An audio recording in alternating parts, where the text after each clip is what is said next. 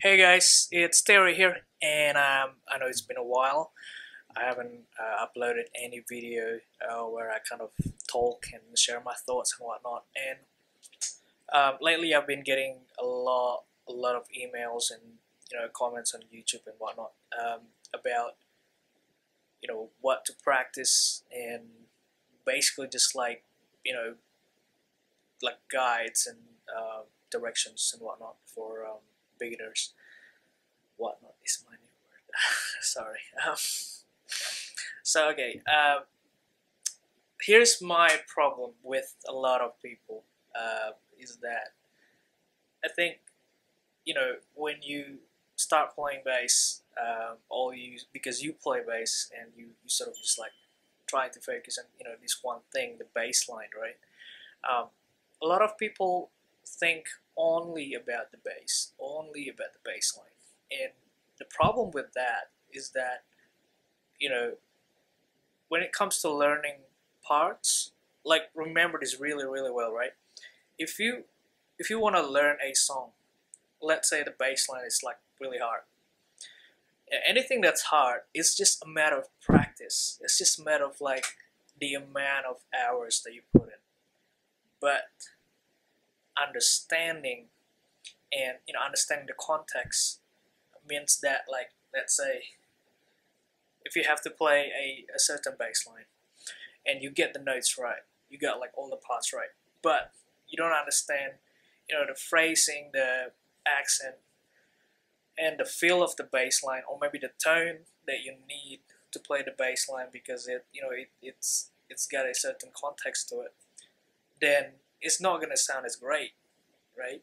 um, that's the difference to someone who puts in the time to actually understand the bass line and all of these different things that kind of makes you sound really great.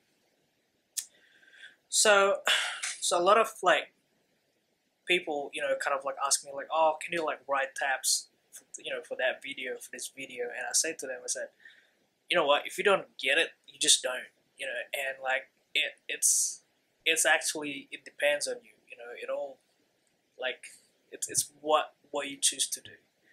If I'm gonna sit down on a Malo DK video, I can't just like sit down thinking about the notes that he plays, because the way he attacks the strings and everything else, they all matter because that creates the sound.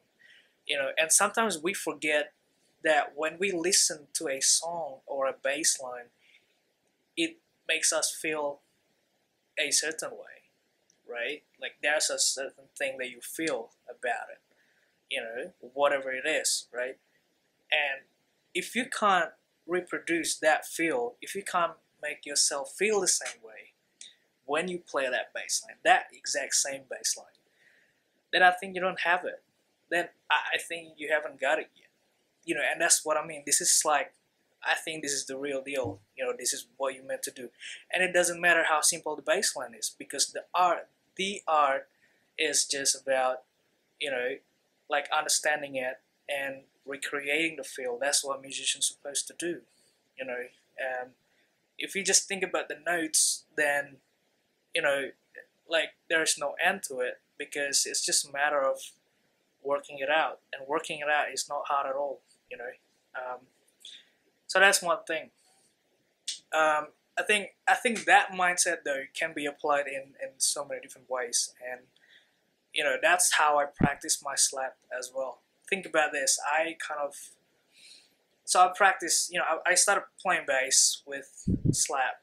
I didn't play fingerstyle at all. Means that I didn't play anything that's got to do with this, right? I play this.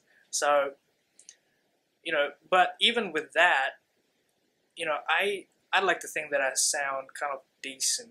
I mean, the way I practiced it, the way I see myself doing it is that I really wanted to pay attention to the phrasing, like I said, the accent and the tone. Even I think I'd like to think that I came a long way in terms of tone, in terms of my timing, my note selections and whatnot.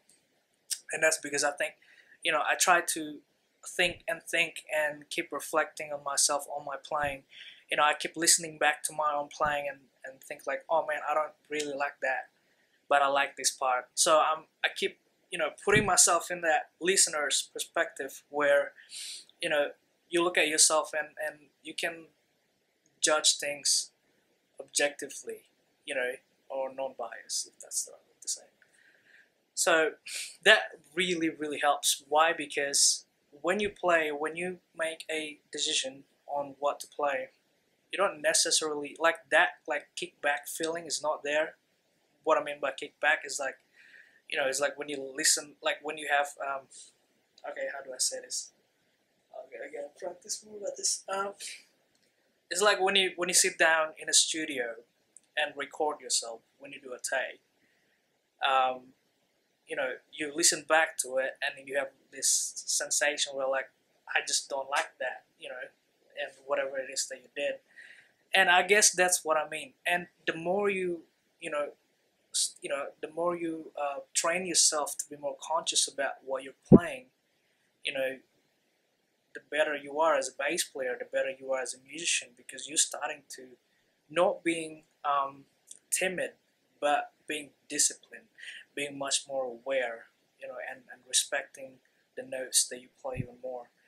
I look at my videos and I think like, you know, a lot of it is just like, man, like I wish I didn't play that, you know, but I put it out there. Why? Because, you know, I kind of want to remind myself that, hey, that's where you were, you know, and yeah, I think everyone should think like that, because, you know, it's like respecting the notes. It's like like when you listen to a record, let's say a Marcus Miller record, you know, he's not just like playing everything. He really he thought about it. You know what I mean? Like sure, it's a natural thing, but he had a discipline where, you know, he's gonna play what's intended. You know, and that's what I mean. You know, it just means that you have more discipline than, you know, other people. Anyway, I'm not sure if I have anything else in mind, but I hope this video helped. And I just want to say thank you so much for supporting me, I guess, in a way.